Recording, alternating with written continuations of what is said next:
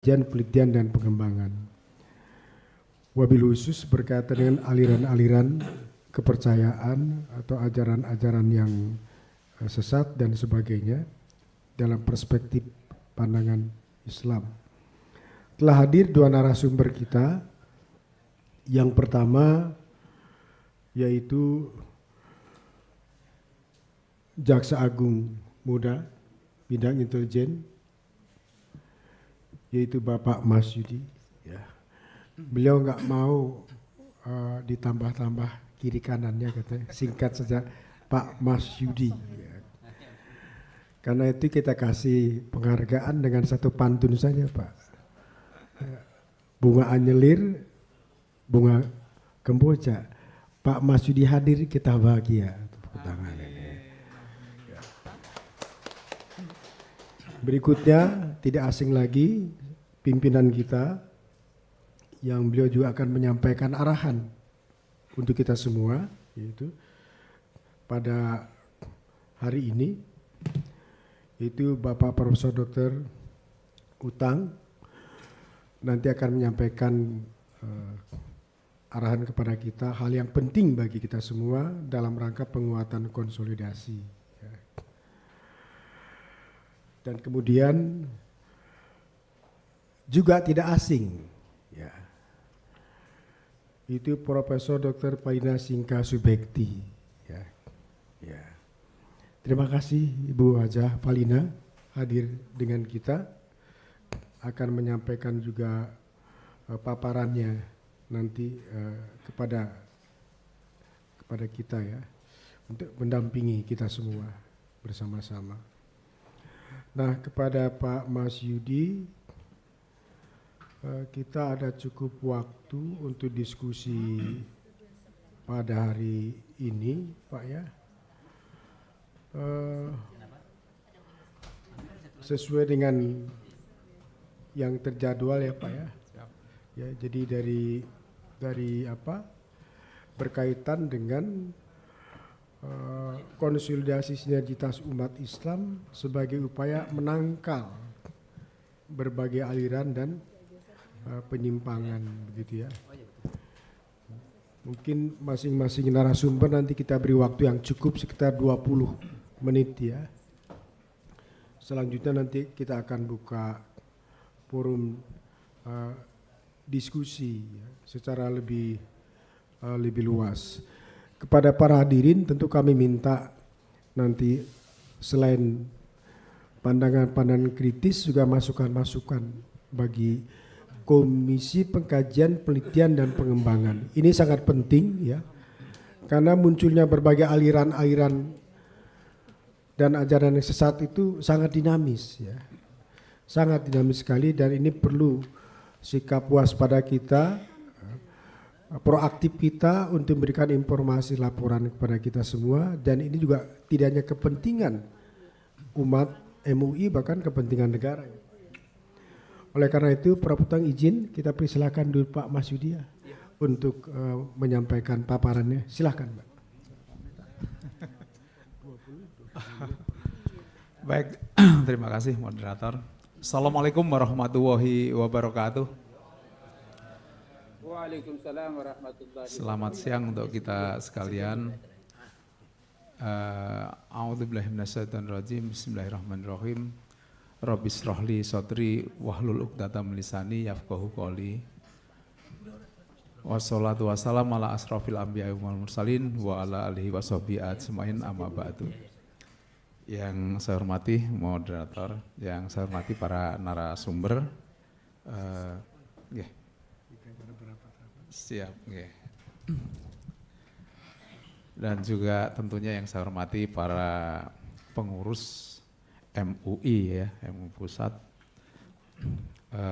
dan para hadirin sekalian, semuanya dari MUI, ya, yang ikut langsung melalui langsung di tempat ini dan juga yang melalui daring, ya, hadir seluruh Indonesia. Semoga lancar, ya, semoga bisa didengar, ya. Yang pertama adalah bahwa Pak Jaksa Agung karena ada kegiatan yang tidak bisa ditinggalkan, mohon maaf tidak bisa hadir pada kesempatan hari ini menugaskan Pak Jaksa Agung Muda Intelijen. Namun Pak Jaksa Agung Muda Intelijen kebetulan ada kegiatan Pak di tempat di luar kota sehingga memerintahkan saya Mas Yudi, Sekretaris Jaksa Agung Muda Intelijen yang kantornya di Blok M ya, untuk hadir di sini mewakili beliau untuk menyampaikan beberapa hal yang mungkin dipandang perlu pada kesempatan rapat koordinasi ini. Semoga ya bisa, walaupun pimpinan tidak bisa, tapi semoga bisa setidaknya bisa memberi hal-hal yang disampaikan pimpinan, saya bisa menyampaikannya. Yang pertama adalah saya mengajak para hadirin sekalian kita memanjatkan puji dan syukur kepada Allah Subhanahu wa taala karena hanya atas limpahan rahmat, taufik dan hidayahnya kita bisa berkumpul di sini dalam kondisi yang sehat dan semoga lancar untuk maksud dan tujuan kita untuk kepentingan bangsa dan negara. Yang berikutnya tentunya sholawat dan salam kita sampaikan kepada Nabi besar Muhammad SAW, keluarga dan sahabatnya, dan saya sendiri, dan semoga kita yang menjadi umatnya kita bisa melaksanakan tuntunan dan ajarannya dan nanti bisa mendapat syafaatnya di yaumil akhir nanti. Bapak Ibu dan hadirin sekalian, saya dikasih waktu 20 menit padahal udah saya siapin untuk 2 jam ini. Tapi singkat-singkat aja ya, mungkin saya mengenalkan tentang posisi kejaksaan dan beberapa hal yang berkaitan dengan kejaksaan, termasuk tentunya ya kebijakan pemerintah ya. Sebelum saya sampaikan beberapa hal, boleh saya ngikutin ini aja biar cepat ya. Ini karena 20 menit, slide saya berapa itu, sekitar di atas 20. Mungkin yang pertama, slide pertama ada pidato Pak Presiden. Nah, coba yang operatornya minta tolong ya. Ini arahan Pak Presiden. Saya waktu itu datang di Sentul, saya sebagai Kepala Kejaksaan Tinggi Kalimantan Barat. Jadi saya baru menjabat Sesjam Intel ini baru sekitar 2 minggu lebih lah Pak di Blok M itu. Saya tadinya Kepala Kejaksaan Tinggi Kalimantan Barat, masih hangat. Waktu saya datang Pak Presiden memberikan arahan kepada waktu itu kumpul beberapa menteri, terus para anggota Forkopimda, Kajati, Kapolda, Pangdam, dan Gubernur ya. Jadi beliau menyatakan jamin kebebasan beragama, jangan sampai konstitusi kalah oleh kesepakatan. Berikutnya coba video berikutnya, videonya, slide berikutnya. Nah ini coba diputerin 1 menit, nggak ada 1 menit.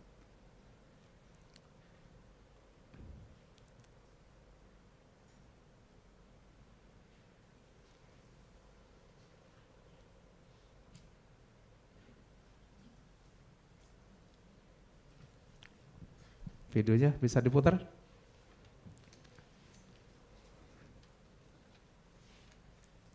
Belum dicoba tadi kali ya.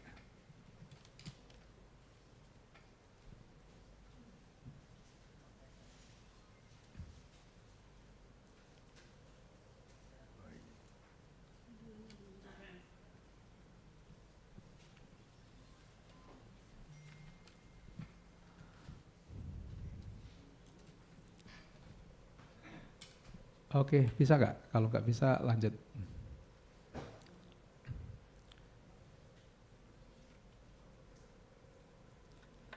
Oke, kalau nggak bisa nggak apa-apa, lanjut aja bahwa Pak Presiden intinya begitu.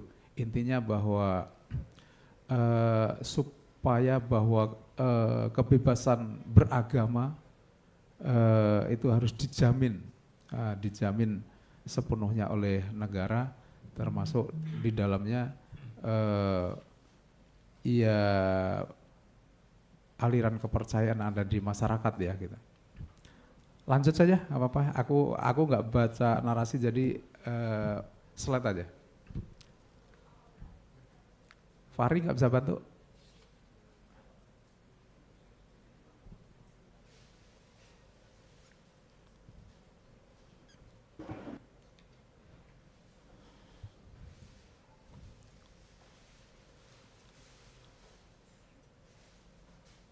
Nggak apa-apa, ini nggak usah diputar, slide berikutnya aja. Slide berikutnya aja.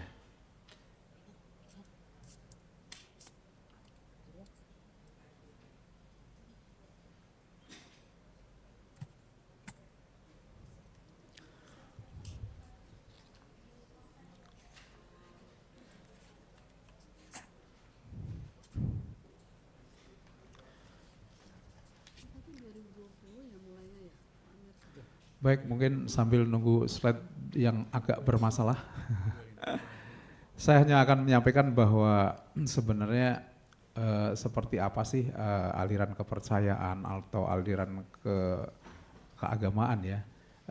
Kita tahu kalau sebenarnya di dunia ini banyak sekali aliran keagamaan. Ada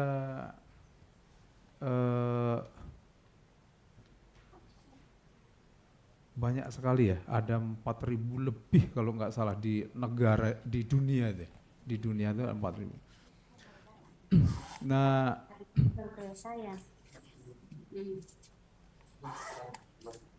kenapa di Indonesia juga banyak sekali aliran? Kenapa ini? Nah ini tentunya terbentuknya suatu aliran kepercayaan ini karena kondisi ya, karena kondisi konsekuensi politik dan karena sosiodemografi bentuk Indonesia yang multikultur ya, itu sehingga konsekuensinya ya banyak aliran kepercayaan di Indonesia.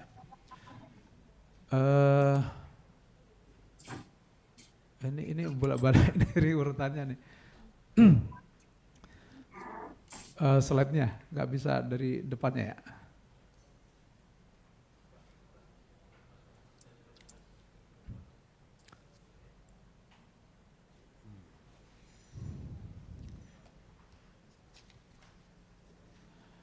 Itu tadi bisa tuh. Kutipan. Coba satu-satu aja. Tadi bisa itu. Presiden. Bisa ya? Tadi bisa. Oke, kalau putar ya silakan. Kita dengarkan. Beragama dan beribadah itu dijamin oleh konstitusi. Suaranya dibesarkan kalau bisa. Dijamin oleh Undang-Undang Dasar 1945, pasal 29 ayat 2. Lagi dijamin oleh konstitusi. Ini harus ngerti. Dandim, Kapolres, Kapolda. Kepotong-potong ya.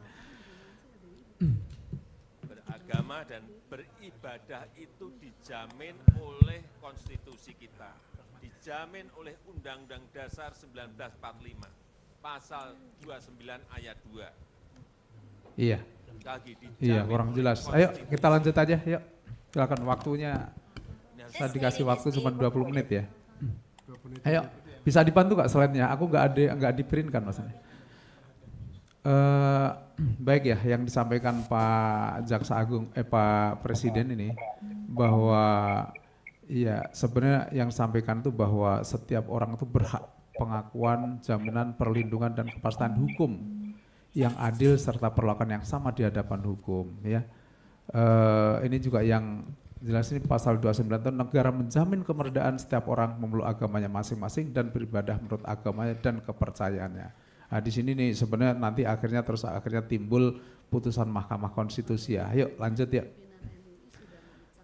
Ini beberapa dasar hukum ya yang ada hubungannya dengan pengawasan aliran kepercayaan dan kepercayaan masyarakat ya.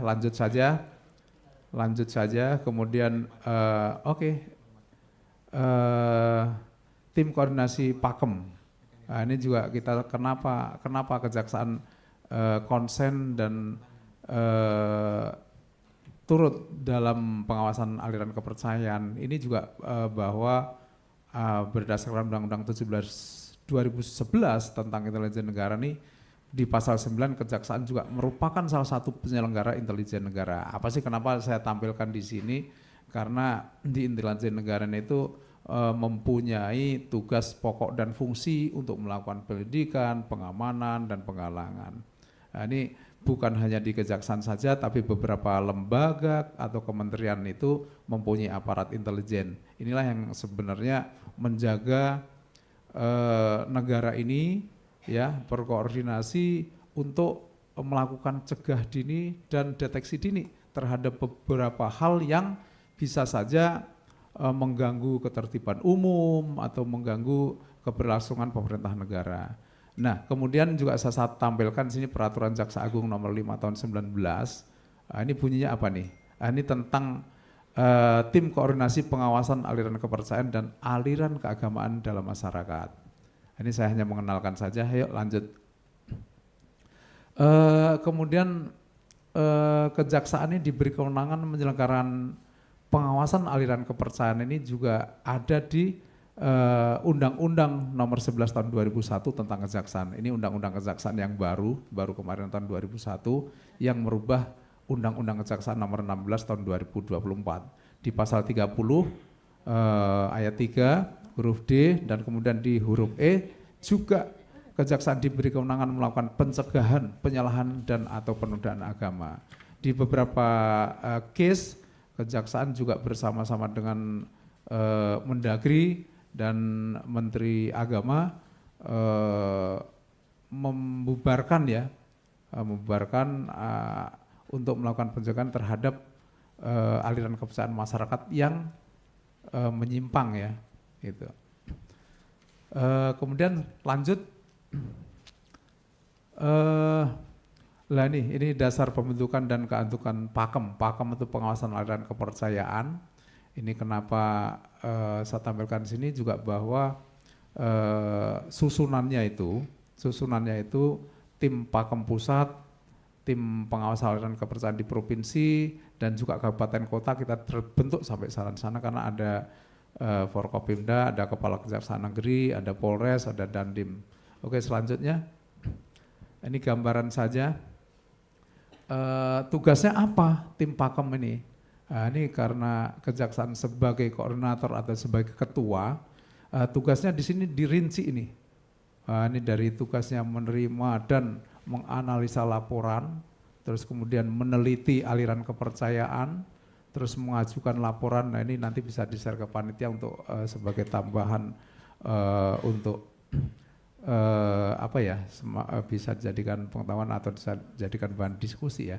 Kemudian fungsinya juga menyelenggarakan rapat, menyelenggarakan pertemuan. Ini bisa dibaca. Ayo lanjut saja. Keanggotaannya gini, susunannya itu bahwa ketua merangkap anggota itu Pak Jaksa Agung, kemudian wakil ketua merangkap anggota itu Pak Jaksa Agung Muda Intelijen, terus sekretaris ini yang biasa teman-teman dari MUI itu juga berhubungan langsung nih untuk pelaksanaan. Ini sebenarnya selalu dengan Direktur B ya. Direktur B itu salah satu direktur di Jam Intel, kemudian sekretaris duanya Kasubdit pengawasan nih, kebetulan ada ini Pak Sahrir Harap, ini berdiri dulu nih, tadi sebelum sempat ini. Nah ini mohon maaf Pak Sahrir, ini Kasubditnya. Nah anggotanya tuh ya dari beberapa kementerian, dari Mendagri, dari Kementerian Agama, dari Pendidikan dan Kebudayaan, dari Mabes TNI, Mabes Polri, dari Badan Intelijen Negara, dari FKUB, itu yang pokoknya. Terus selanjutnya ruang lingkup ya. Ini bahwa sebenarnya adanya penyebaran atau paham atau aliran ini kenapa bisa terbentuk, bisa seperti yang saya sampaikan tadi ya, bahwa terbentuknya hadirnya aliran kepercayaan itu karena ada setidaknya 4 hal ini.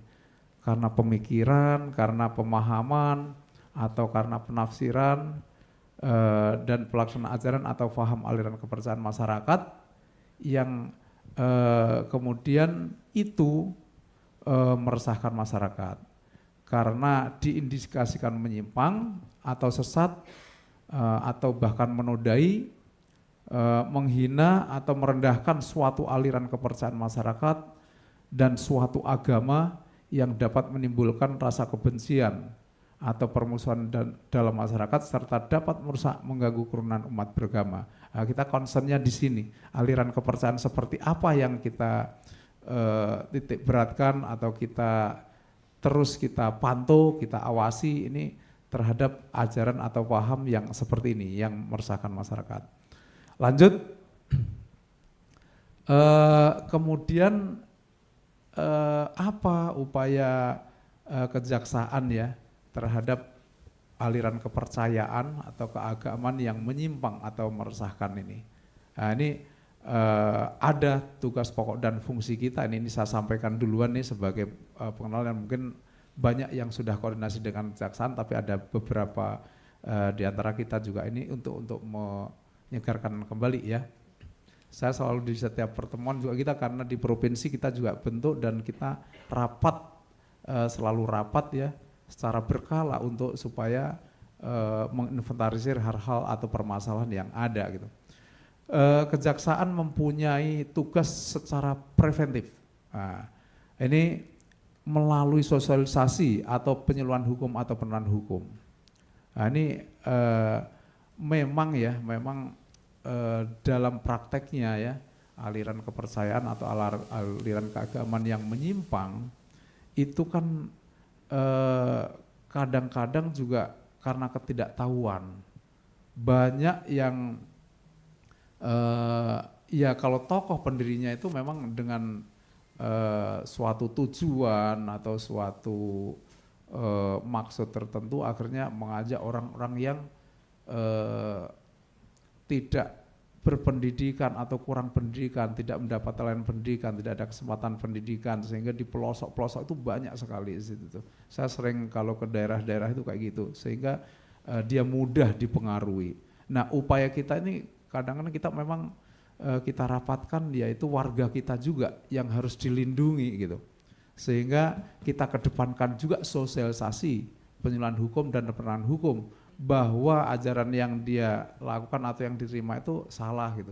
Nah, itu kita biasanya kita juga lakukan pertemuan, kita diskusikan, kita sadarkan untuk supaya mereka melaksanakan ajaran itu dengan benar gitu, sesuai dengan tuntunan agama misalnya.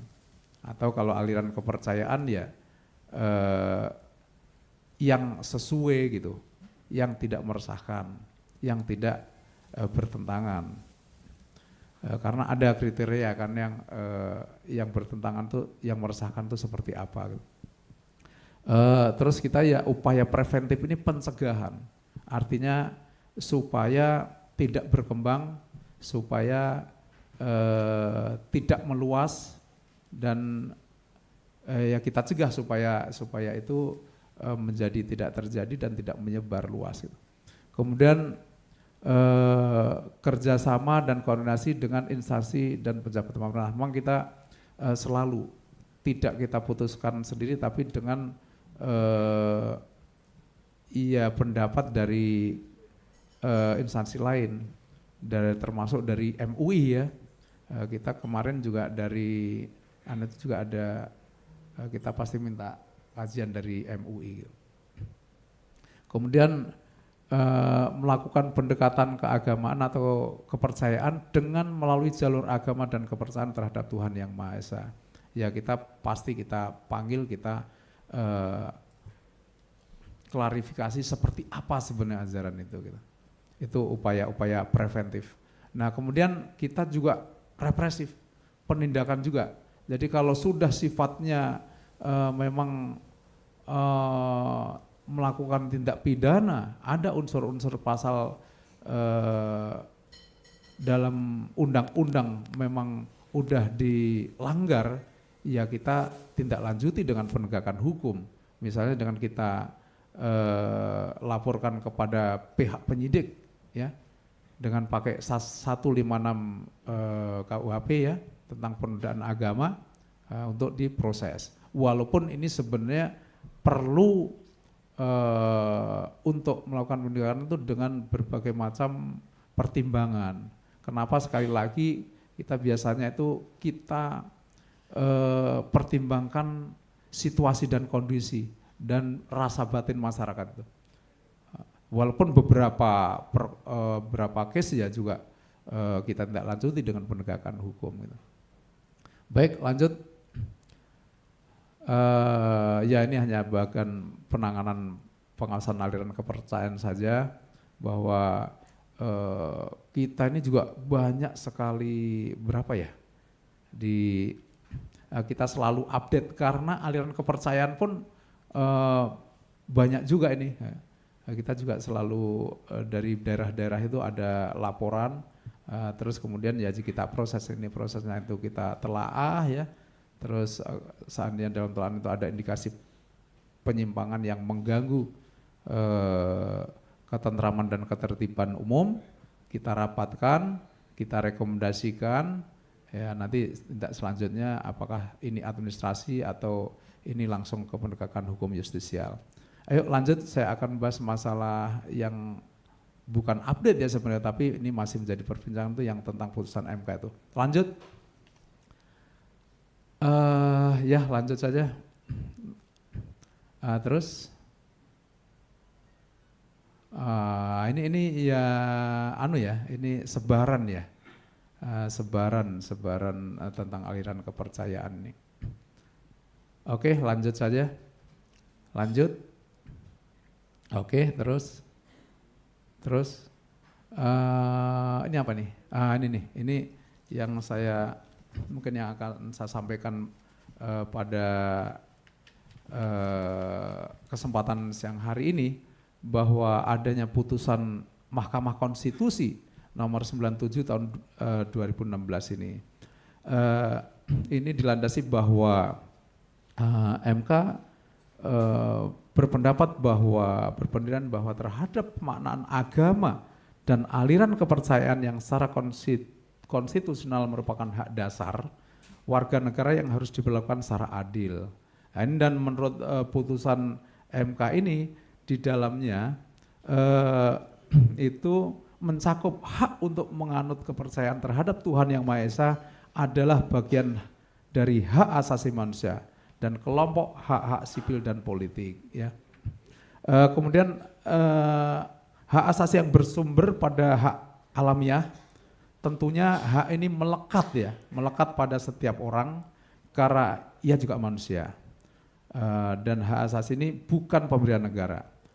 Kemudian tentunya putusan ini saya berpendapat ini bukan suatu yang bernilai doktriner, tapi melainkan juga telah menjadi norma dan hukum dasar, dan oleh karena itu mengikat kepada seluruh cabang kuasa negara dan warga negara.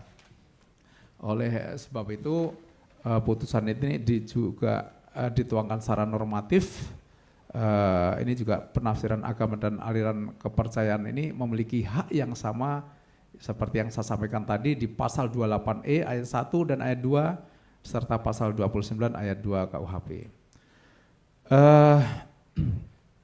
Kemudian di dalam putusan tersebut juga menegaskan bahwa pengakuan terhadap aliran kepercayaan dan secara tegas mengatakan bahwa agama itu berbeda dengan aliran kepercayaan. Oleh sebab itu, putusan ini menempatkan aliran kepercayaan dalam langgam hak asasi manusia yang harus dihormati, yang harus dilindungi, dan bukan dalam konteks melahirkan agama-agama baru. Tentunya ini juga berbeda ya antara agama dan aliran kepercayaan.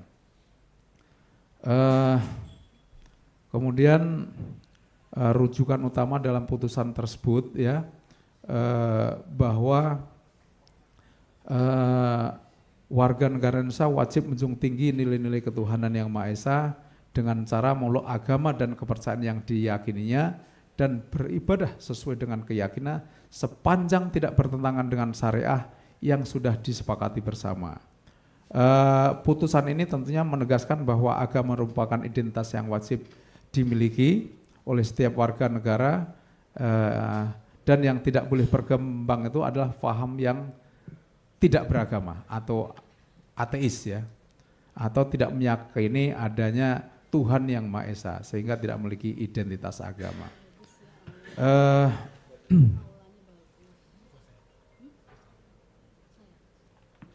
Itu ya beberapa hal yang saya sampaikan. Kemudian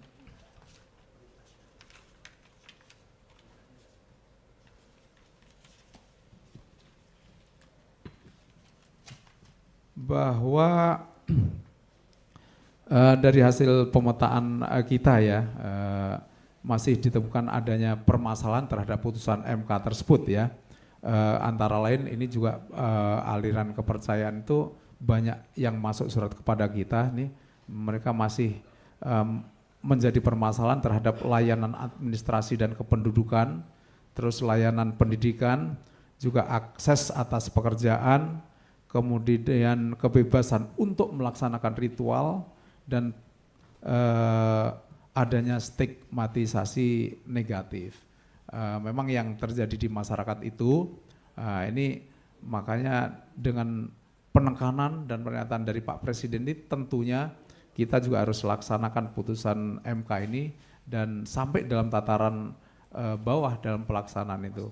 Ini beberapa hal yang menjadi permasalahan ini semoga kita juga bisa menjadikan bahan diskusi untuk menjadi permasalahan supaya kita juga bisa menjamin hak-hak para penganut aliran kepercayaan. Bapak Ibu dan hadirin sekalian, itulah beberapa hal yang bisa saya sampaikan. Saya takut juga waktunya berlebih, tapi intinya nanti mungkin kita bisa diskusi untuk ya tukar pikiran seperti apa, dan kalau ada permasalahan kita cari jalan keluarnya pada kesempatan siang hari ini. Untuk itu dari saya terima kasih, saya kembalikan kepada moderator. Baiklah, terima kasih kepada Bapak Mas Yudi yang telah menyampaikan informasi kepada kita. Bagaimana beliau menjelaskan kebijakan dari pemerintah dan mendudukan persoalan berbagai paham aliran kepercayaan yang ada. Tentu ini sebagai informasi awal buat kita semua. Beliau tentu tidak akan menutup diri untuk terbuka mendiskusikan berbagai persoalan-persoalan yang berkaitan dengan masalah-masalah aliran dan penyimpangan ajaran sesat yang di Indonesia terus berkembang secara dinamis ya. Baiklah, sebelum kita buka termin, izin kita minta dulu pembicara berikutnya ya, Pak Mas Yudi. Bapak Ibu, Pak Yai, Ustadz, kita dengarkan arahan dari Pak Sekjen ya, Pak Dr. Haji Amir Shah Tambunan. Kami persilakan Pak Sekjen. Ya.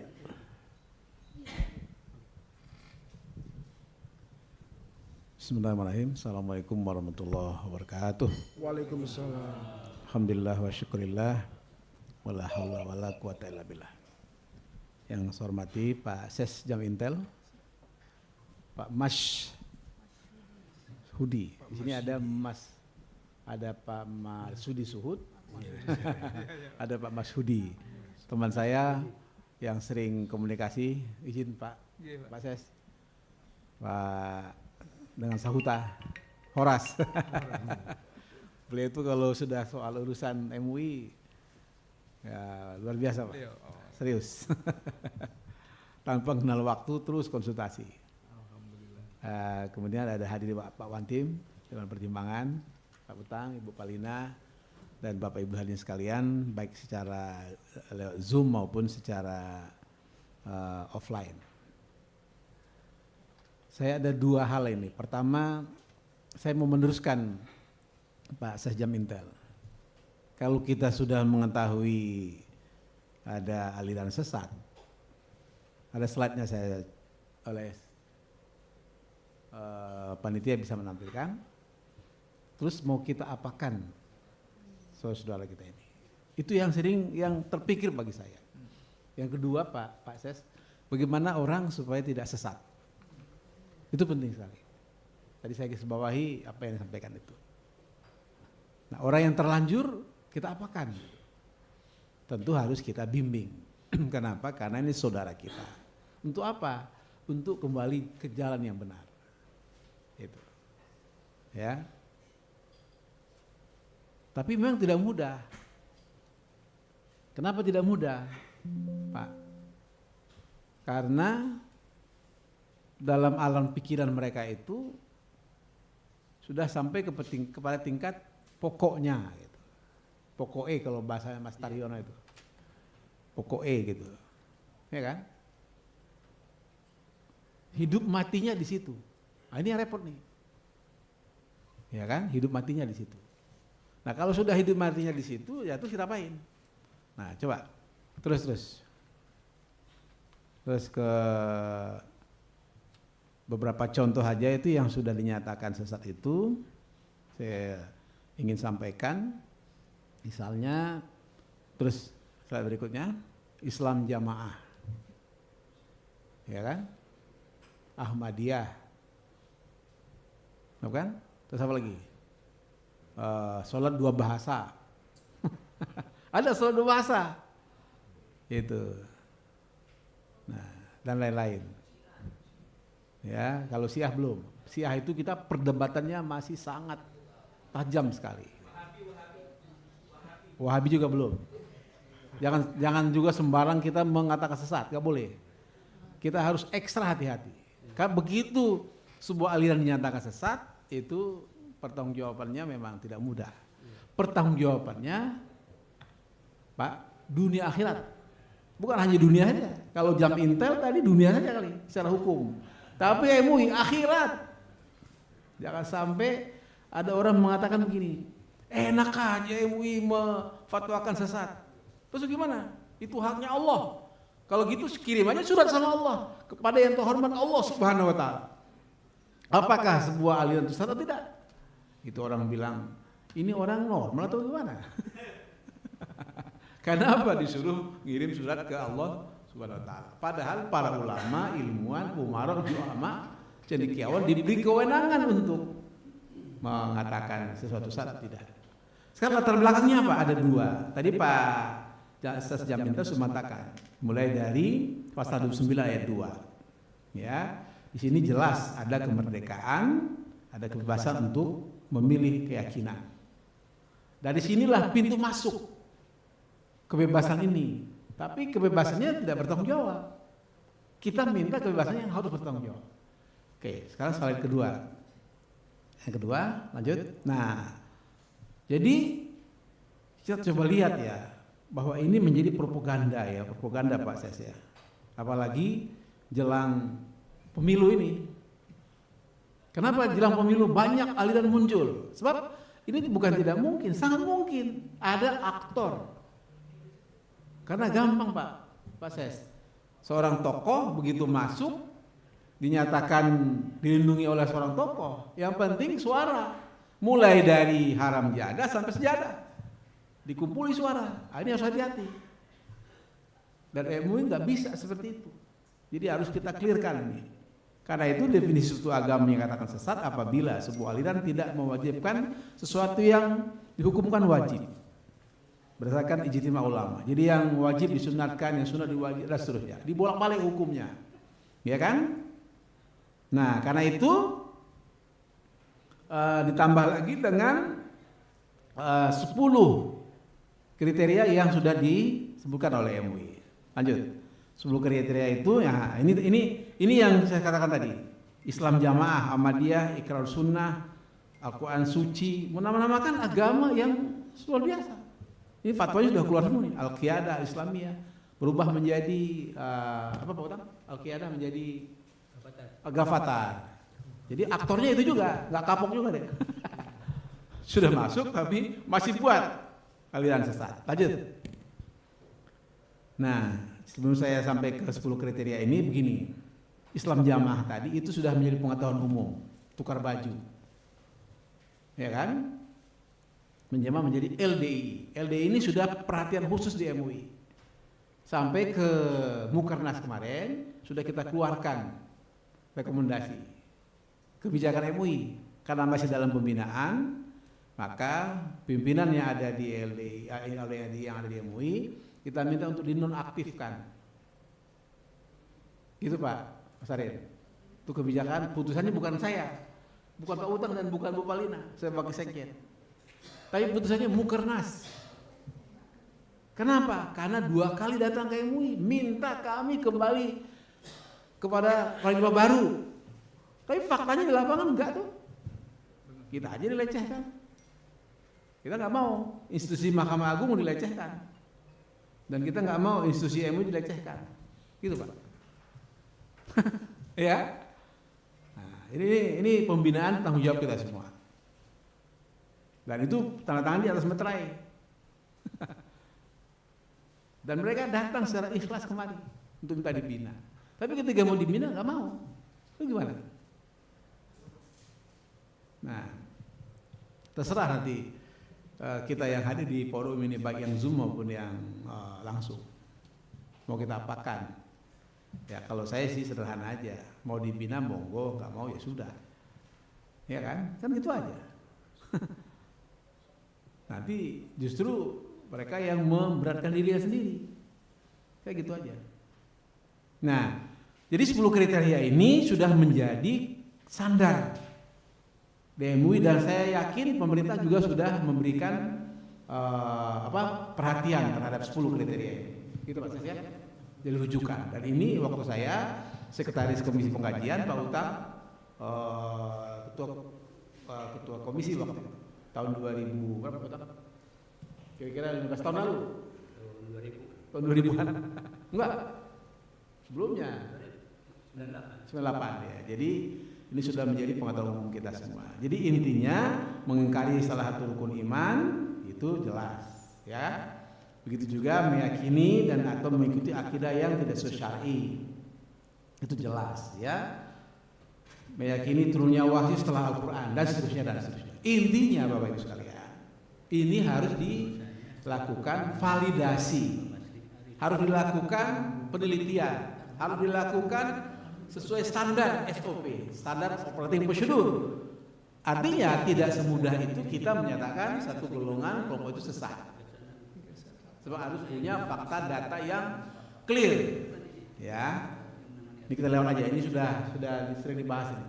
Lanjut supaya cepat waktunya. Ya. Terus. Nah, sekarang kami MUI ingin menekankan pembinaan ini penting sekali. Apa yang kita bina? Ada 7 wilayah peran MUI di sini. Ya. Ada berperan sebagai islahul ummah antara lain. Ya.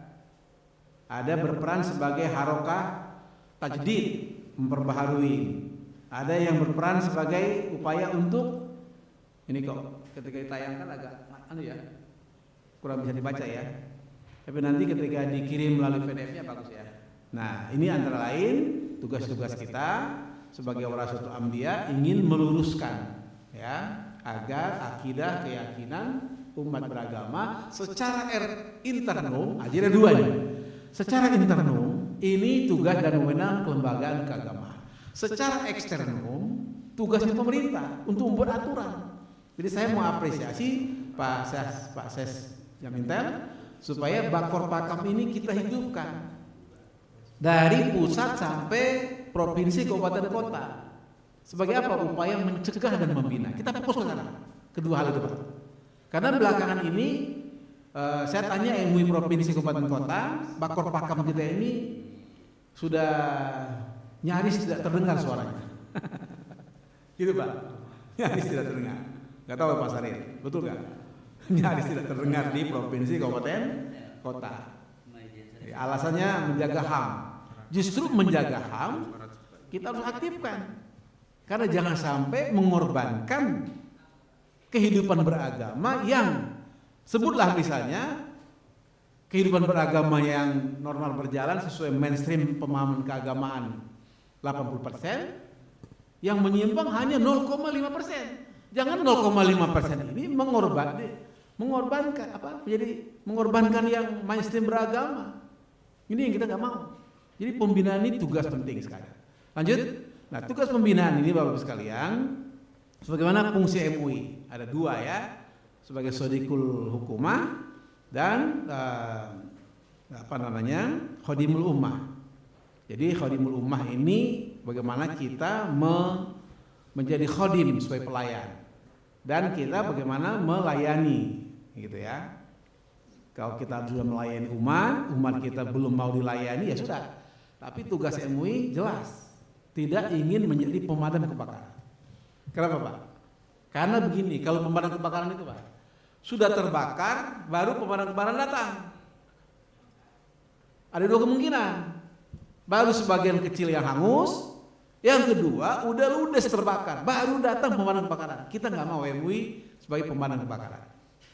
Nah karena itu kita MUI ingin menjadi garda terdepan mencegah dan melakukan pembinaan dengan dua fungsi utama ini. Lanjut, nah dua fungsi utama ini tentu kita berikan pemahaman, ya, yaitu himayatuddin agar terpelihara dari anil ifrat, anil tafrid.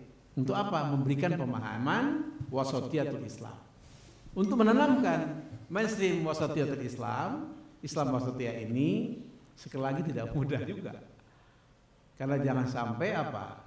Dia dengan alasan anil ifrat wa tafrid, di satu sisi dia mengenteng-entengkan beragama, di sisi lain mempersulit-sulit dalam beragama. Nah, kita ambil yang jalan tengah.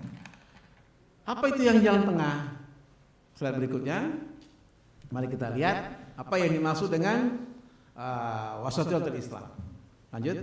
Nah, wasatiyatul Islam ini Bapak Ibu sekalian sebagai made in-nya Majelis Ulama Indonesia, MUI ingin konsisten di wilayah ini. Kalau pemerintah menggunakan, slide berikutnya, kalau pemerintah ingin menggunakan moderasi beragama, itu wilayahnya MUI, pemerintah, kalau ini Kementerian Agama, moderasi beragama. Tapi MUI menggunakan istilah wasatiyatul Islam atau Islam wasatiyah.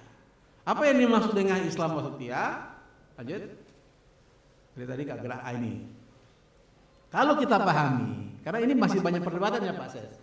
Apa sih Islam itu cuma satu? Ya Islam ya Islam. Apalagi ada yang mengatakan dirinya Islam Nusantara. Ada apa lagi nanti? Tapi kita tidak masuk wilayah itu. Kita ingin bagaimana Islam yang kita maksud satu itu rahmatan lil alamin. Pemahamannya wasati, perspektifnya wasati, sehingga melahirkan apa yang disebut perilaku yang berarti adil, sesuatu yang berarti di pertengahan. Ya, pengertian ini juga ungkapkan oleh Ibnu Faris Al-Mu'zam Al-Lughah, yaitu juga jumhur ulama mengartikan bahwa wasatiyah itu al-khiyar, ya, yang paling utama atau afdal. Jadi kalau kita bicara pemahaman Islam berarti berbicara tentang pemahaman yang utama, berbicara tentang pilihan yang al-ikhtiyar. Yang kedua, wasati juga, lanjut, kita ingin pahami mencegah penyimpangan pemahaman. Ibnu Jarir At-Tabari menjelaskan al-wastu bermakna adil dan juga bisa bermakna pilihan. Sebab orang-orang yang pilihan itulah orang-orang yang paling adil di antara mereka. Itu dalam tafsir At-Tabari dijelaskan seperti itu. Jadi saya yakin kalau orang sudah pemahaman keagamaannya wasati Pak, nggak mudah Pak diajak ke yang mengenteng-entengkan dan ekstrim kiri dan kanan itu. Saya yakin dia akan menimbang-nimbang, oh iya bisa nggak ya, betul nggak tidak. Ini orang mudah teriming-iming dengan menggunakan nama syariah juga gampang teriming-iming orang. Dengan istilah syariah dia melakukan investasi syariah, padahal bodong, banyak ketipu investasi bodong dengan menggunakan syariah. Ada dekat rumah saya di Cinere itu ya, dia menggunakan Pak dana sampai ludes 2 triliun hampir dengan menggunakan koperasi pendawa. Itu menjadi berita besar. Karena Pak MUI Kota Depok mengeluarkan fatwa. Haram. Begitu dipatwakan haram Pak, kebongkar semua Pak. Bayangkan 2 triliun korban masyarakat. Padahal nggak benar dia syariah. Hati-hati. Nah ini kita ajari masyarakat supaya bisa menimbang-nimbang berbuat adil. Lanjut. Nah, Al-Baghawi dalam tafsirnya menukil dari Al-Qalb, sesungguhnya dia berkata, maksud dari umat pertengahan adalah pengikut agama yang adil antara yang berlebih-lebihan dalam beribadah dan teledor dalam menjalankan syariat agama. Yang kedua sifat amat tercela dalam beragama. Jadi jangan teledor, jangan berlebihan. Ini yang kita inginkan supaya pemahaman agamanya tidak mudah tersesatkan. Lanjut. Terus, nah sekarang MUI sudah punya dokumen penting, ya, yaitu ada yang disebut tahu Jihad Surabaya 2012. Ini waktu Pak Din Ketua Umum melanjutkan kepemimpinan Pak Kiai Sahal di pertengahan jalan. Kita menghasilkan ciri-ciri yang dimaksud dengan wasati itu adalah al-tawasud, mengambil jalan tengah, yaitu pemahaman dan pengamalan yang tidak ifrat, dan ifrat itu berlebihan. Tafrid itu mengurangi atau mengenteng-entengkan. Kalau diajak sholat, ayo sholat, bentar lah. Ayolah sholat, entar, tarsok. Begitu dia sholat, sudah di penghujung waktu asar mau maghrib. Nah, itu namanya enteng-entengkan. Nah, itu yang kita cegah. Termasuk tadi yang 2 bahasa itu di Jawa Timur tuh. Saya nggak ngerti bahasa Arab. Alhamdulillah saya ngerti. Karena itu saya Allah yang besar. Segala puji bagi Allah Tuhan seluruh segala. Begitu sholatnya Pak. Rusak. 2 bahasa. Rusak. Nah, itu nggak boleh. Ya, tawazun berkeseimbangan atau seimbang yaitu pemahaman, pengamalan yang seimbang. Melalui semua aspek, baik yang duniawi maupun ukhrawi, tegas dalam menyatakan prinsip dapat membedakan antara ifrat dan tafrid. Yang kedua, yang ketiga adalah i'tidal, lurus. Nah, kita umat Islam, Bapak Ibu, dilatih setiap saat i'tidal dalam sholat. Tapi kok nggak bisa i'tidal? Coba bayangkan 1 hari itu berapa kali kita i'tidal? Berapa kali Pak Sarin? 5 waktu sholat, 5 kali berapa rakaat? 17. 17 ya? I'tidal kita terus i'tidal.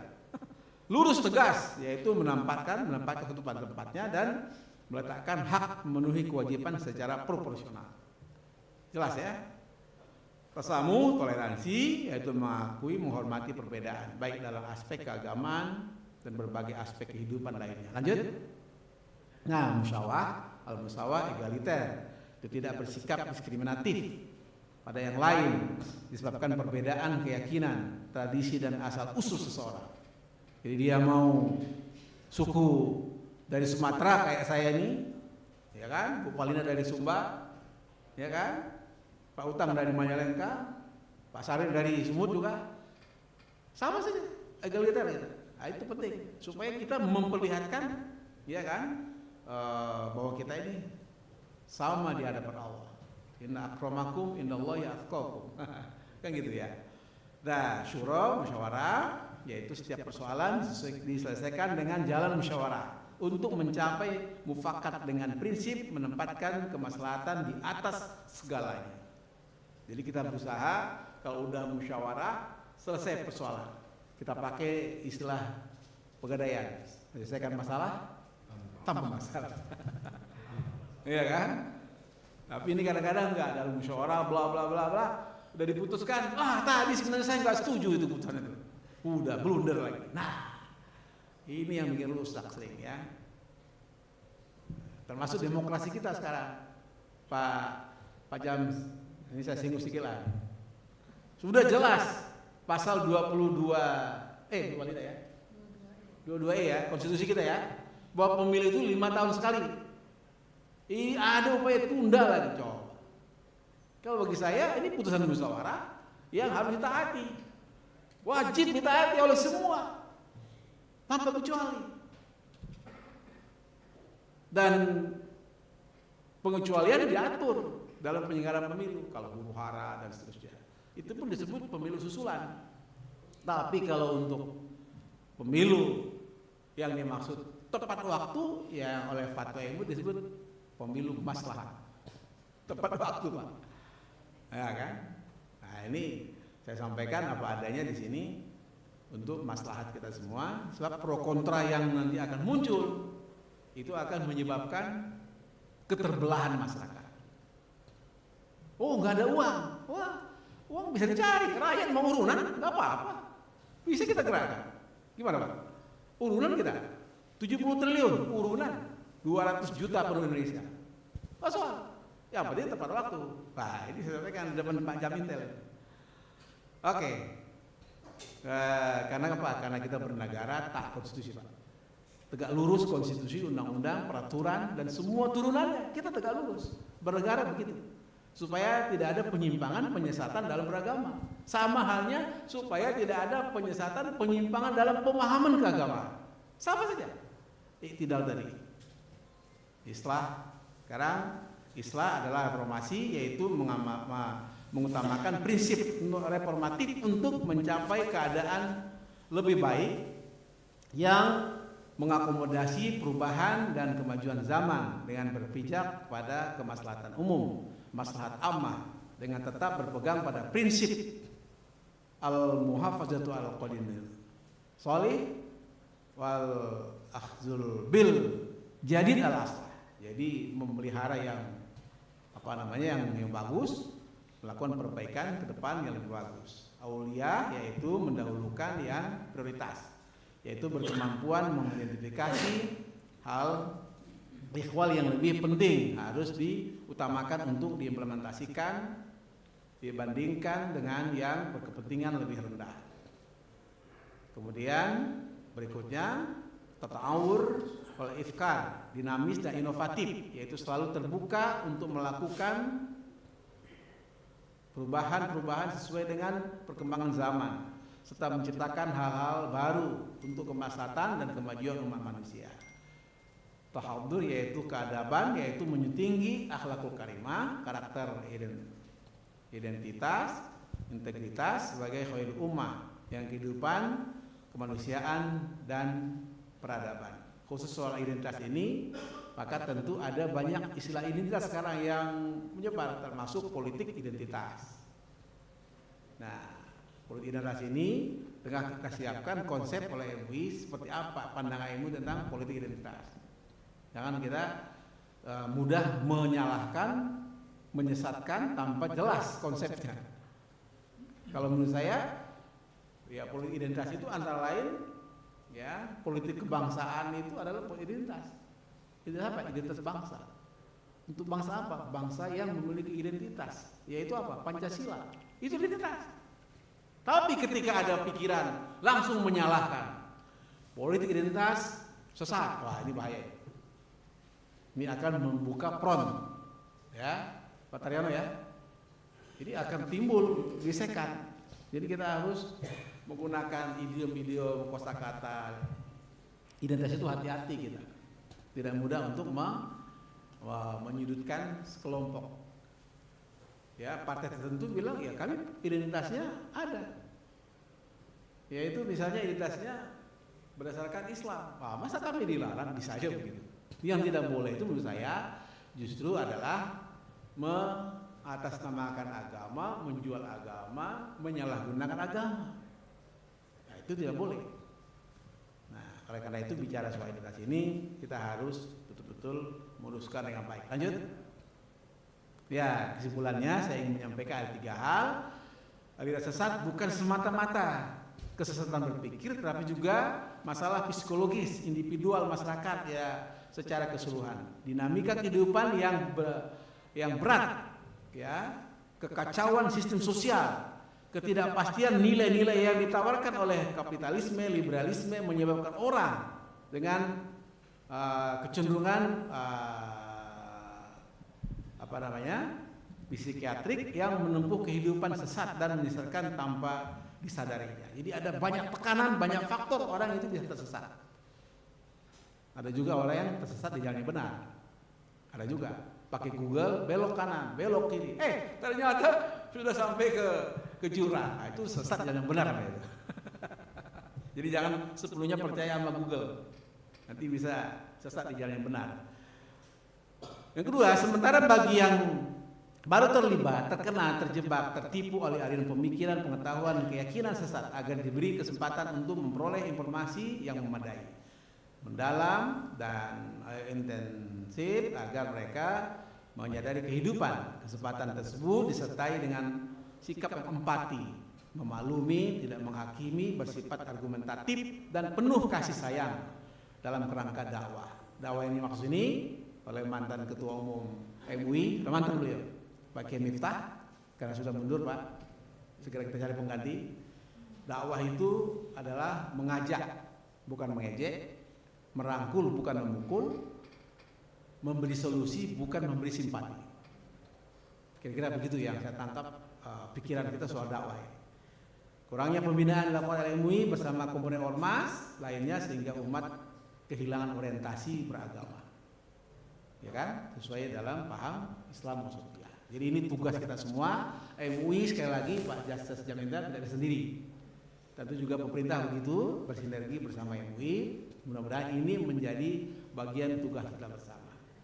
Saya kira itu saya tadi minta kepada Tia untuk saya di sesi ini karena jadwal besok saya ke kampungnya Pak Sahil, ke Tapsel.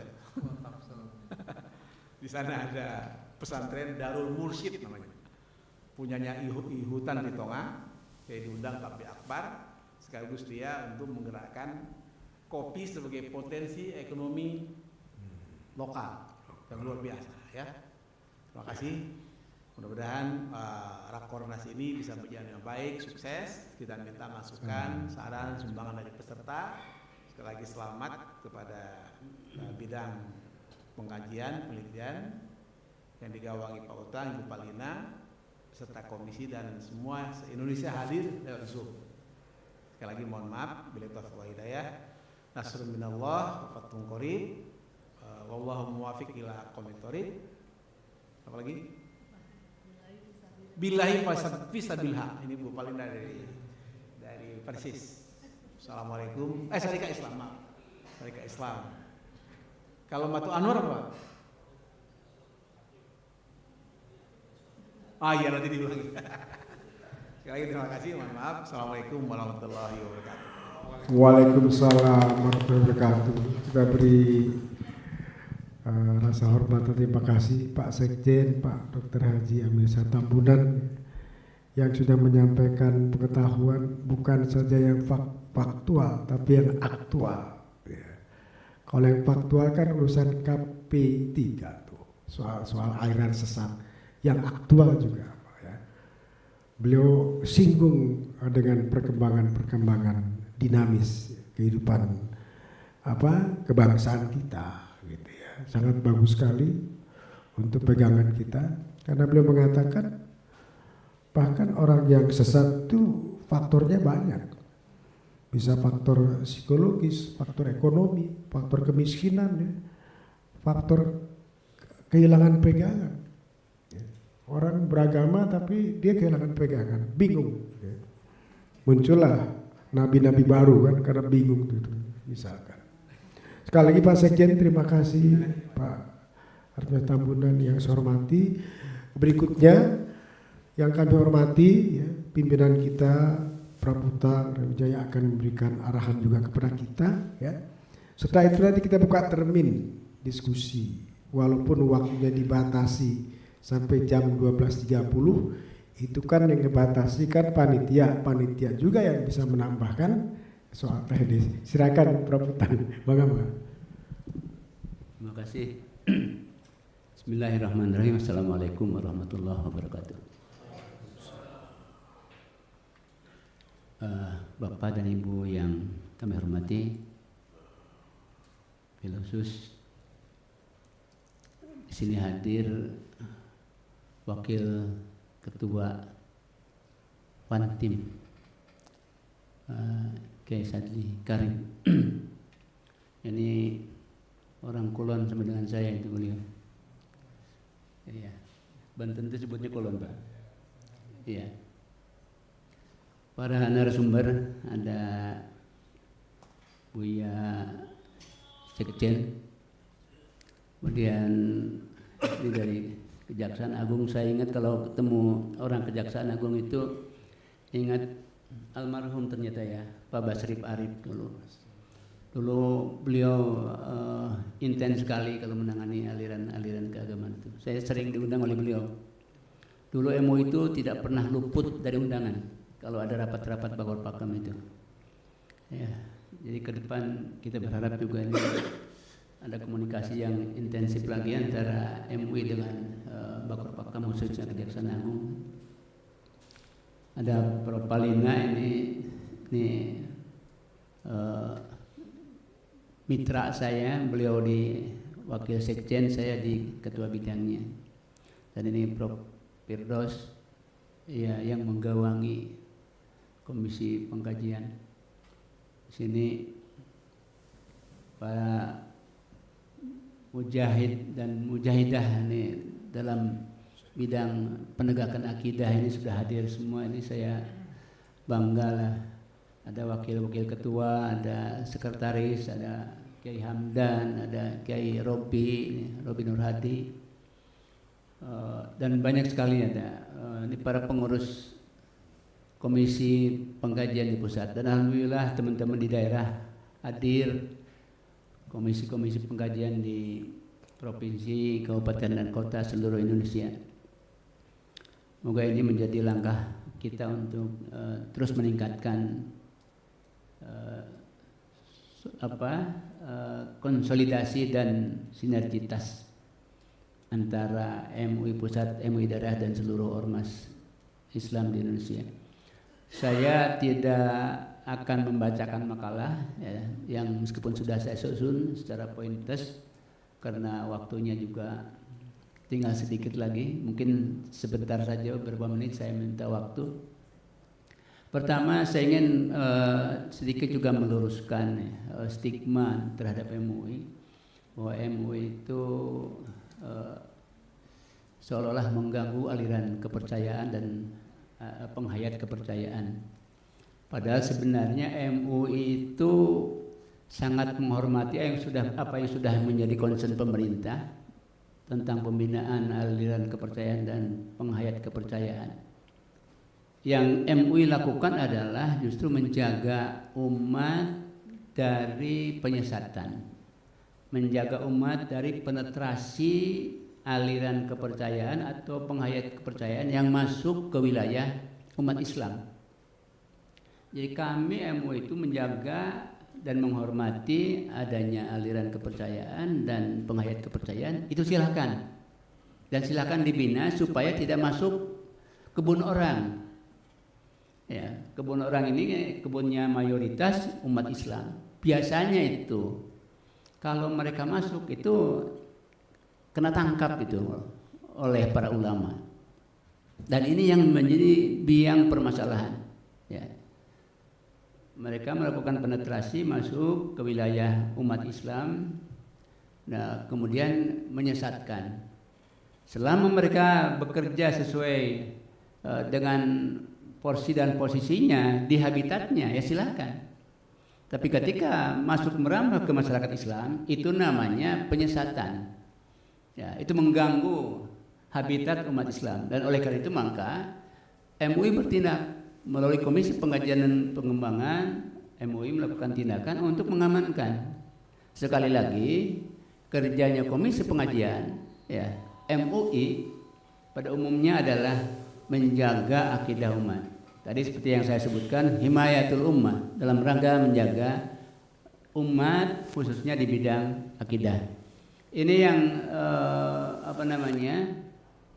ini yang ingin saya luruskan, dan sering juga ada catatan bahwa ini MUI ini senang sekali menyesatkan orang gitu.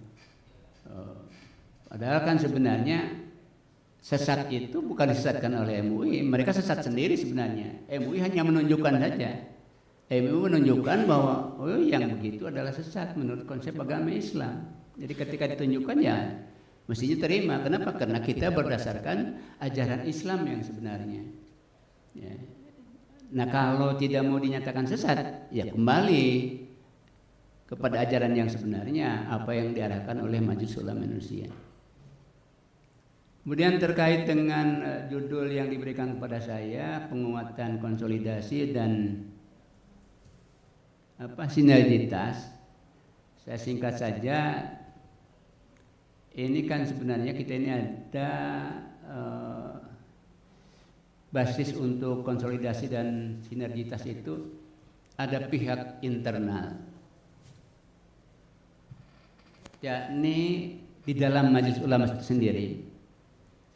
Antara lain harus ditingkatkan sinergitas dan konsolidasi itu dengan antar komisi, ya. Khususnya di dalam intern di MUI sendiri ada komisi dakwah, ada LDK, lembaga dakwah khusus, ada komisi ukhuwah. Ini menjadi mitra kita untuk mencoba menggalang kekuatan agar umat ini selamat gitu. Nah, ada juga pihak internal, pihak eksternal, ya. Maaf masih ada internal juga. MUI ini provinsi, kabupaten, kota itu juga kawan seiring kita, mitra MUI pusat untuk sama-sama bekerja untuk mengantisipasi agar tidak terjadi penyesatan. Termasuk di dalamnya sebenarnya bukan hanya penyesatan, tapi pendangkalan akidah, penistaan dan pemurtadan. Ya. Dan ini pihak internal. Eksternal yang harus kita lakukan konsolidasi dan bersinergi dengan baik itu dengan ormas-ormas Islam. Ya, kita juga harus berusaha untuk bersinergi dengan kekuatan itu. Tidak bisa kita jalan sendiri. Kita harus bekerja sama dengan mereka, ya, karena mereka adalah bagian dari kita. Apalagi MUI ini kan tenda besar, ya, payung besarnya umat Islam yang di dalamnya juga tergabung 65 atau berapa sekarang Bu ya? 70 ya? Bergabung 70 ormas Islam di dalamnya. Saya dengar ada yang belum masuk itu dalam catatan MUI itu KBPI itu. Ya, KBPI itu sudah menjadi ormas Islam ya, dan sudah punya struktur yang rapi dan sudah punya program kerja dan punya kekuatan. Ya. Itu saya kira bisa dipertimbangkan Bu ya, supaya dimasukkan dalam ormas yang bernaung di bawah Majelis Ulama Indonesia. Nah, kita bersinergi dengan kekuatan ormas itu juga untuk dalam kerangka tadi, dalam kerangka menjaga agar umat ini tidak dinistakan, tidak dimurtadkan, dan tidak disesatkan. Ya. Mohon maaf kalau saya gabungkan pemurtadan dengan penyesatan, karena sebenarnya kalau orang disesatkan itu juga ada yang otomatis dimurtadkan. Seperti orang direkrut menjadi penganut Ahmadiyah. Ya, kita kategorikan Ahmadiyah aliran sesat, tapi sebenarnya dimurtadkan kalau orang masuk Ahmadiyah. Begitu juga masuk Gapatar atau Al-Qiyadah Al-Islamiyah. Ya, itu disesatkan, tapi sebenarnya dimurtadkan. Kalau masuk Al-Qiyadah, dia harus bersadat kembali itu. Ya.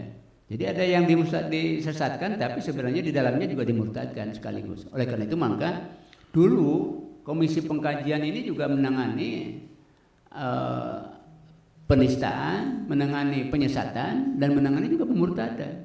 Tapi kemudian sekarang sudah dipecah menjadi 3. Ada komisi pengkajian, ada LDK, lembaga dakwah khusus yang menangani pemurtadan, ada LPBKI ya, yang menangani konten-konten keislaman. Itu juga bagian dari komisi pengkajian sebenarnya pada awalnya itu.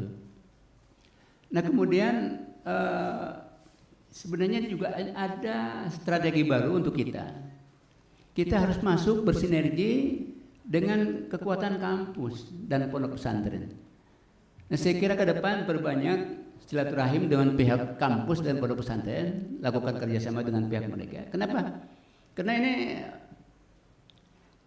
bagi mereka, bagi aliran-aliran satu sangat strategis masuk dunia kampus itu.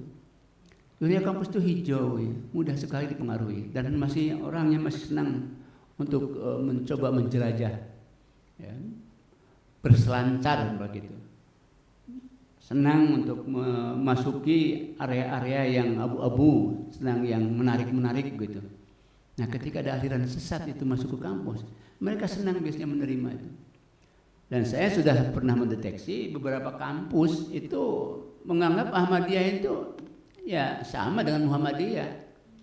Hanya beda nama organisasi saja menurut mereka. Dan mereka mengadakan kegiatan seminar, ada kegiatan diskusi dan lain-lain. Itu di backup oleh pihak fakultas, oleh dekannya. Menurut saya berbahaya, karena Ahmadiyah itu bukan Islam. Tapi beberapa kampus menyebutnya Ahmadiyah itu ya Islam. Bedanya sedikit saja dengan Muhammadiyah. Ini kan berbahaya. Ya. Jadi kita harus masuk ke situ, coba kerjasama dengan mereka, terutama nanti yang dilihat nanti secara kacamata ilmiah mana yang menjadi peta penyebaran aliran-aliran sesat, kampus-kampus mana yang menjadi yang dominan, yang memberikan ruang bagi berkembangnya aliran-aliran sesat. Baik itu aliran ekstremis kanan ya, termasuk teroris dan seterusnya. Ada aliran-aliran kiri yang liberalis, pluralis dan aliran-aliran pemikiran yang sesat itu, kemudian aliran-aliran keagamaan yang sesat. Jadi ada aliran sesat, ada pemikiran sesat, ada perenungan sesat yang tadi saya bilang. Itu di kampus itu lengkap itu. Ya. Bisa dideteksi lah, silakan. Kerjasama dengan para wakil rektor bidang kemahasiswaan untuk ikut mendeteksi. Termasuk juga ada beberapa yang masuk merambah ke dunia pesantren. Ini juga harus kita waspadai, kita harus bekerja sama dengan mereka. Nah silakan kalau MUI Pusat ya dengan beberapa kampus di ibu kota ini ya coba menjajaki kerjasama dengan mereka. Kemudian kampus-kampus yang di daerah ya dengan MUI daerah, provinsi, kabupaten dan kota, supaya kita bisa melakukan deteksi dini. Nah, kalau sudah berkembang susah itu diamankannya. Ya, kalau sudah berkembang, mumpung masih dini, ya, mumpung baru berupa embrio, nah, kita bisa segera untuk menyelesaikannya. Lagi-lagi ini untuk menjaga akidah umat dari penyesatan. Nah ada perangkat yang saya kira ini juga perlu kita siapkan, dan tolong ini para pengurus, para wakil ketua lah dan sekretaris dan wakil-wakil sekretaris di komisi, kita perlu ada semacam pemetaan. Kita perlu punya peta rawan penyesatan, peta rawan penistaan, dan peta rawan pemurtadan. Ya kalau tidak se-Indonesia, coba dulu lah Jawa Barat, Banten, dan DKI begitu. Dibuat petanya. Ya. Nah, setelah dibuat petanya, coba bikin semacam pilot project penanganan, pencegahan, penanganan, dan pembinaan aliran sesat. Jadi sudah dipetakan, kemudian coba dibuat semacam program pilot project. Tidak harus misalnya untuk seluruh kabupaten yang dipetakan, tidak. Misalnya coba dulu lah 1-2 kabupaten misalnya untuk kita atasi. Ya, nanti kalau sudah hampir 1 tahun misalnya dievaluasi, kemudian pindah ke tempat yang lainnya, begitu ya. Jadi ini bikin pilot project, kemudian akhir tahun dievaluasi, kemudian nanti pindah proyeknya ke tempat-tempat lain sesuai dengan peta yang menurut kita wah ini sudah daruriyah sifatnya ini sudah darurat. Kalau ini belum ini. Kalau ini masih di bawahnya. Tapi mana yang sudah darurat itu dulu yang dia atasi. Tapi lagi-lagi nanti mungkin begini juga ini dari Kejaksaan Agung supaya juga nanti kita ini di backup ini teman-teman di Komisi Pengkajian.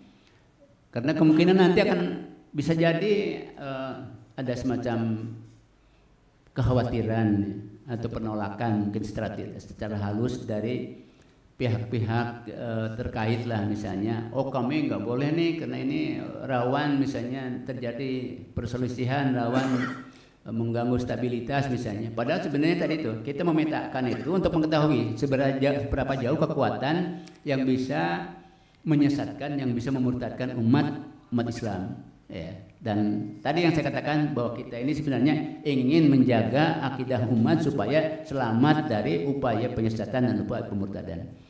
Ini kita jadi nanti tim-tim di Komisi Pengkajian ya, dan ini mungkin diusahakan tahun ini adalah yang sudah dipetakan gitu. Minimal misalnya Banten dan beberapa tempat di Jawa Barat ya. Karena ada masyarakat kita yang sebenarnya sedang dalam tanda petik diganggu ya. Ya seperti kita ketahui lah, sering terjadi ada aliran-aliran lokal muncul, aliran sesat. Ada yang telanjang bulat kemudian mengadakan acara di tengah malam gitu. Dan nama kearab-araban itu. Di Banten beberapa kali kejadian itu. Ya. Dan ada orang yang mengatakan wah naik haji itu ke Gunung Salam. Ya, ada yang menyebut naik haji ke Gunung Kerinci. Naik haji ke Mekah itu fisik, tapi naik haji rohaniyah itu ke Gunung Kerinci. Ini kan kacau ini. Ya, yang begini-begini yang akan dilindungi ya, akan ditangani oleh teman-teman di Komisi Pengkajian. Dan saya kira tidak akan mengganggu yang lain. Justru kita sekali lagi kita menjaga umat dari upaya-upaya tadi, penyesatan dan pemurtadan tadi.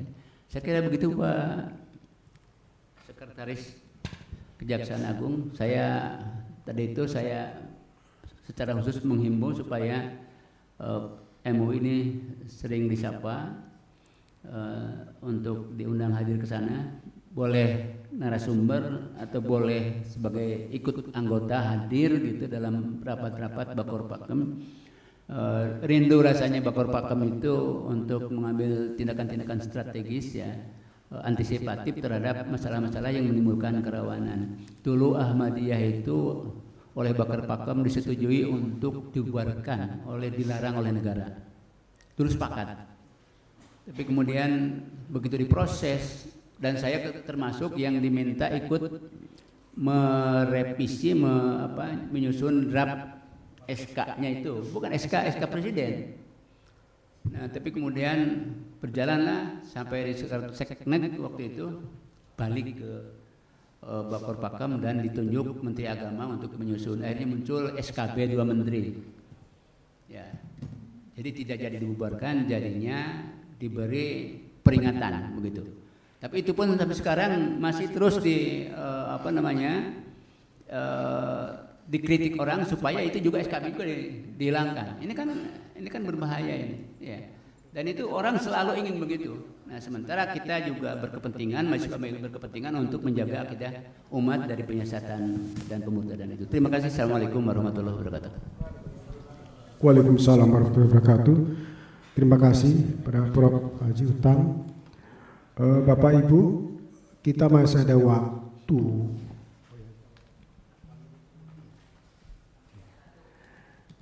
Ya, yang membuat aturan kan panitia, yang berubah aturan panitia juga ya. Nggak formalnya memang sampai jam 12.13, tapi Pak Sekjen, kemudian Pak Ketua Prof. Utang dan Pak Jaksa bersedia untuk memberi kesempatan kepada kita. Karena ini penting, ya Pak Jaksa ya, penting. Tahun politik lagi Pak ya. Belum. Jadi boleh kita buka diskusi ya, kepada Bapak Ibu semua menanyakan ya. Sebab ada yang bisik-bisik sama saya, ini ada hubungannya enggak katanya. Aliran-aliran ini tumbuh berkembang dengan keadaan politik sekarang katanya gitu. Ini katanya loh ya. Jadi kita buka sesi bagaimana mengantisipasi jangan sampai proses dinamika pembangunan bangsa Indonesia termasuk proses keberlanjutan kepemimpinan nasional kita, demokrasi kita gitu ya, juga terganggu oleh hal-hal yang sebenarnya berkaitan dengan menjaga harmonisasi kehidupan beragama di Indonesia gitu ya. Kita beri kesempatan Pak Yai, Pak Ustadz, silakan yang ingin menyampaikan pandangan ya, menyebutkan namanya dan juga dari unit mana, bagian mana agar kita semakin dekat. Saya coba tunjuk dulu ya sesi pertama. 1 Pak Yai ya, 2 ya, 1 2 3 4 Pak Taryono. 1 lagi. 1 2 3 4 dari sayap kiri. Silakan diarahkan kepada siapa ya? Silakan. Assalamualaikum warahmatullahi wabarakatuh. Perkenalkan, nama saya Muhammad Munawir Al-Qasimi, anggota Komisi KP3. Yang ingin saya tanyakan ini, tadi kan ada supaya kita tidak ada penyesatan, dan kampus-kampus itu juga sudah banyak terpapar. Bahkan pesantren-pesantren itu juga kadang-kadang sudah dimasuki oleh Ahmadiyah. Real yang ada, kami adalah dekat daerah pusatnya Ahmadiyah di Bogor. Banyak orang-orang atau oknum dari pesantren itu juga minta dana ke Ahmadiyah itu. Karena itu kita dari komisi ini perlu menyampaikan apa sih itu yang dikategorikan aliran sesat. Baik itu nanti ke kampus bisa berupa seminar, bisa ke kantor-kantor. Karena kalau komisi kita tidak menyampaikan kemudian hanya rapat koordinasi tiap tahun tapi mereka kemudian nggak tahu. Nah, ini yang pentingnya kita itu bukan cuma meneliti. Saya kira perlu ke kampus, karena ke kampus ini mahasiswa juga kadang-kadang bikin yang aneh-aneh gitu. Yang sangat mengkhawatirkan lagi adalah pesantren. Nah, apalagi Musadik itu yang di Bogor itu kan juga sudah berkreasi lagi, bermetamorfosis lagi, bagaimana ke daerah-daerah. Ya, karena itu bagaimana caranya kita untuk menyampaikan aliran sesat ke masyarakat itu. Terima kasih. Assalamualaikum warahmatullahi wabarakatuh. Terima kasih Pak Yai. Berikutnya silakan. Bismillahirrahmanirrahim. Assalamualaikum warahmatullahi wabarakatuh. Saya Supriyadi, Wakil Sekretaris PP Parmusi. Yang ingin saya sampaikan, saya pertanyakan begini, Pak. Apa peran Majelis Ulama dalam rangka mencegah tangkal dari yang kita bicarakan ini, yaitu aliran sesat? Karena kita tahu bahwa di zaman Rasulullah saja kita sudah terpecah menjadi 73 golongan. Walaupun itu dikatakan hadisnya ada yang lemah atau bagaimana, tetapi sampai hari ini sudah 1400 tahun yang lalu itu tetap masih ada literasi yang mengatakan bahwa kita terpecah menjadi 73 golongan. Pertanyaan saya, apakah yang kita harus cegah tangkal itu yang berbahaya kepada negara atau berbahaya kepada akidah? Karena kita tahu ada juga yang berbahaya kepada akidah, tetapi kok Majelis Ulama diam-diam saja. Atau mungkin tidak berani. Tadi Pak Sekjen sudah mengatakan, tapi belum mengambil keputusan.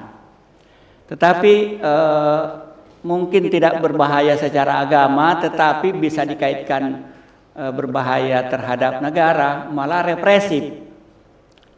Nah, ini mohon penjelasan yang jelas, karena kita juga adalah organisasi yang juga terlibat langsung dakwah di masyarakat. Dai-dai kita harus memahami betul-betul batasan-batasan yang harus dilakukan. Demikian, terima kasih. Assalamualaikum warahmatullahi wabarakatuh. Terima kasih Pak Ustadz Supriyadi. Berikutnya silakan.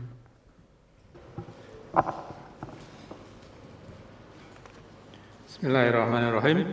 Assalamualaikum warahmatullahi wabarakatuh. Nama saya Bonjan Saptomo dari Komisi Luar Negeri. Pertanyaan saya ini terkait pertama dengan Ahmadiyah yang tadi disebut, dan ini pusatnya di luar negeri.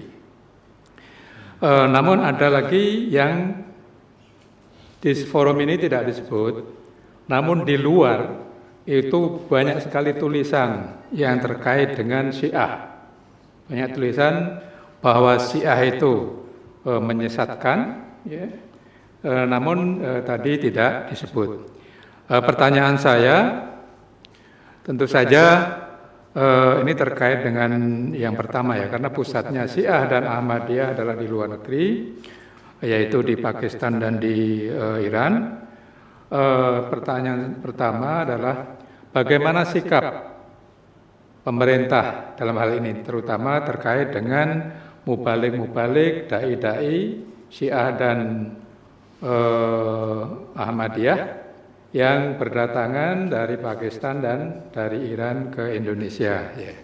Karena kalau mereka dianggap sebagai kelompok aliran sesat, tentu saja kita harus waspada. Terus tentu saja yang kedua, pertanyaan terkait dengan bagaimana ini sikap MUI sendiri terkait dengan Syiah yang banyak tulisan di luar tadi adalah ajaran yang menyesatkan. Demikian, terima kasih.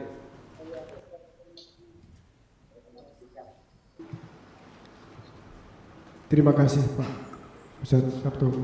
Silakan Pak Ustadz Taryono. Assalamualaikum warahmatullahi wabarakatuh. Saya melihat bahwa penanganan sikap pemerintah terhadap penanganan aliran-aliran sesat itu masih setengah hati. Contoh Ahmadiyah. Ketika Ahmadiyah menikah, seharusnya jangan ditempatkan di KUA kalau memang Ahmadiyah dianggap aliran sesat. Begitu juga kalau dikubur mati, harus dipisahkan antara kuburan Islam dengan kuburan Ahmadiyah. Kalau memang itu dilakukan, insya Allah Ahmadiyah akan kapok gitu. Jadi nikah jangan di KUA. Itu aja, terima kasih. Assalamualaikum warahmatullahi wabarakatuh. Waalaikumsalam. Ini pertanyaan singkat, jelas ya, faktual kan. Wah, ini penting buat MUI ini Pak Ustadz Taryono. Ya. Ya. Tangga itu nanti bisa dilihat dulu. Baiklah, kita mulai mungkin dari Pak Jaksa Agung. Baik, terima kasih Pak Moderator, Pak Firdaus. Terima kasih. Saya sebenarnya mengalami langsung juga nih di Kalimantan Barat nih, Ahmadiyah nih. Terima kasih Pak yang nanya Ahmadiyah. Saya sendiri sebenarnya menafsirkan Ahmadiyah itu dengan fatwa MUI dan dengan SKB 3 Menteri itu ya, Pak Jaksa Agung itu udah jelas.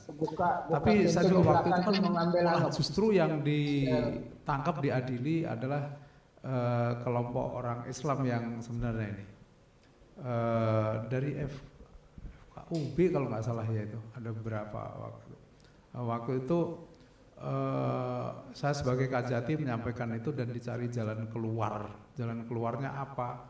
Mereka dituntut rendah, saya yang menuntut itu. Kalau kita sih sebenarnya juga memang melakukan pembakaran dan apa itu memang yang kita lakukan, sehingga waktu itu ya memang itu juga memang ada pasalnya sehingga bisa dihukum. Tapi saya sebenarnya ini juga karena beberapa kegiatan yang dilakukan Ahmadiyah itu ya memang sudah menodai pasal 156 itu sudah dilakukan. Saya waktu itu di beberapa rapat saya sampaikan dan formal saya laporkan, bahkan itu juga melaporkan juga. Tapi mohon maaf ini dari aparat penegak hukum lain, terutama terus terang aja saya tunjuk Pak Kapolda menyampaikan bahwa polisi memandang bahwa supaya menekan dan menciptakan kondisi supaya kondusif. Nah, saya menyampaikan justru kalau ini kondusif dan ini hanya akan seolah-olah kondusif, tapi akan begitu lagi, saya bilang gitu. Nah, waktu itu memang terus terang saja memang pertimbangan saya yakin juga memang tidak sesederhana itu karena banyak campur tangan dari pusat kepentingan terutama ini bro, beberapa kepentingan dan akhirnya seperti itu. Seperti itu gimana? akhirnya tidak ditindak juga dan akhirnya jalan keluarnya itu. Terus kemudian ya sebenarnya kan SK3 Menteri itu walaupun ya inilah yang tadi Prof kita juga diskusi bahwa memang masih juga ada yang menafsirkan bahwa seperti itu. Padahal sebenarnya di situ juga saya membaca masih ingat benar itu waktu itu bahwa ini supaya kembali ke ajaran Islam yang sebenarnya dan dia tidak boleh menyebarkan ajaran dia, tapi yang dilakukan kan dia menyebarkan gitu. Nah itu sebenarnya juga sudah seperti Pak Taryono tadi bahwa kayaknya seolah-olah setengah hati gitu kan Indonesia pemerintah kita setengah hati walaupun sebenarnya sudah jelas sekali itu. Nah saya juga sebenarnya di tataran bawah saya juga sebenarnya kalau hal-hal yang seperti itu kita harus tegas gitu. Sekarang ini terus terang saja saya nggak tahu apa karena ini juga para pemerintah ini menjaga supaya dalam arti menjaga karena ke arah politik atau enggak, tapi kalau saya sebenarnya praktis, kalau yang sudah keterlaluan kayak begitu dan berulang-ulang kali melakukan, saya sebenarnya juga perlu dilakukan penegakan hukum represif seperti yang saya sampaikan tadi. Saya juga sependapat juga sebenarnya sama Pak Sekjen tadi, seperti LDI itu juga sebenarnya menjadi atensi khusus. Benar dia kalau diundang koordinasi, saya sebagai beberapa kali menjadi kepala kejaksaan negeri, kejaksaan tinggi, kalau dia audit ya dia yang manis-manis saja, bahkan dia yang normatif-normatif ada. Tapi pada saat saya ke daerah, saya melihat situ, itu hal-hal yang di ini tuh masih dilakukan.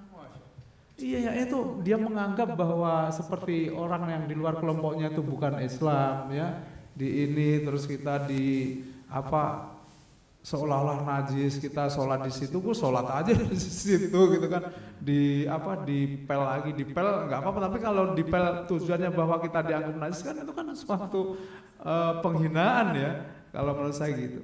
Saya sampaikan itu gitu. Jadi sebenarnya saya juga setuju, makanya saya juga setuju Prof, nanti kita semakin sering kita diskusi terhadap, kalau Bapak tadi menyatakan juga bahwa sebenarnya seperti apa sih yang sesat itu, tadi Pak Sekjen sudah sangat gamblang sekali, saya juga baca itu 10 kriteria yang dilakukan sesat itu, hanya kita lebih firm, kita menyampaikan kepada masyarakat, kalau masyarakat tahu hal itu supaya lapor ke MUI atau ke kejaksaan, supaya kejaksaan itu sebagai bakor pakem. Saya juga sebenarnya apakah benar bahwa mereka yang melakukan itu karena ketidaktahuan? Kalau pengikutnya iya tadi, karena keterpaksaan, karena ketidaktahuan, karena ekonomi dan lain sebagainya. Tapi sebenarnya yang mengajak ini sebenarnya yang mempunyai tujuan-tujuan tertentu, merusak, bisa juga yang tadi merusak akidah juga, tapi juga di lain pihak juga mungkin ini juga merusak negara nih. Jadi sebenarnya kan ya tadi kalau dibilang sesat itu seperti apa, tapi sebenarnya apakah dari sisi agama atau dari sisi negara. Tapi sebenarnya kalau dari pemerintah itu udah jelas bahwa sebenarnya kita mengharapkan mau aliran kepercayaan atau aliran keagamaan ya, itu harus berpedoman pada 4 pilar. Artinya apa? Yang dipegang harus Pancasila ya, Undang-Undang Dasar 1945, Bhinneka Tunggal Ika, dan NKRI harga mati kan gitu tuh. Nah, kalau ada yang keluar dari situ ya sebenarnya itu udah cenderung atau mengarah ke sesat.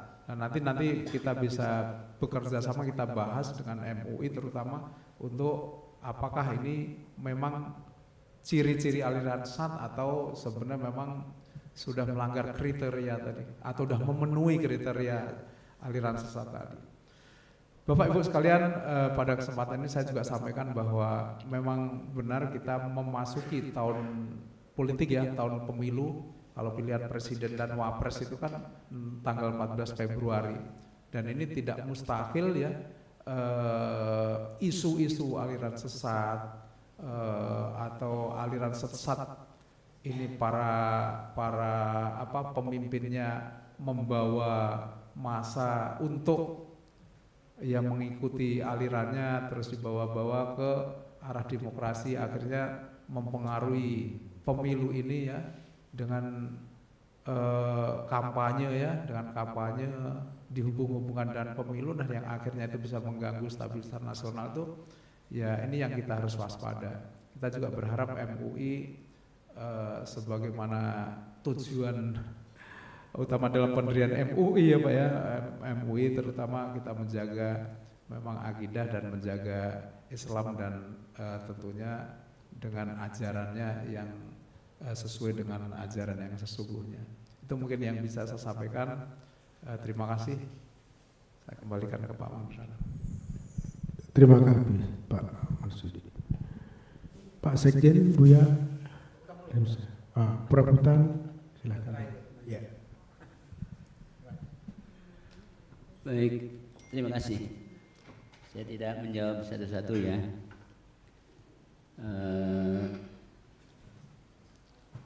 Tapi memang begini, tadi menyangkut penyampaian atau sosialisasi aliran sesat. Sebenarnya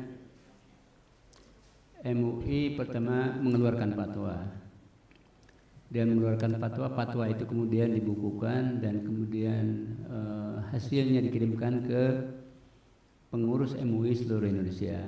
Nah, dari pengurus MUI ini kemudian disampaikan kepada masyarakat. Cuman memang masalah ini kan sebenarnya tidak terlalu populer ke dunia media massa ya.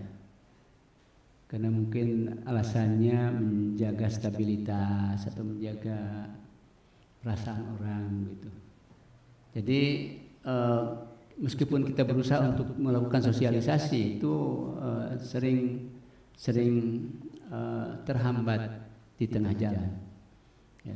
Tapi bagaimanapun tetap kita melakukan sosialisasi tentang aliran-aliran sesat itu, dan media juga banyak yang kemudian juga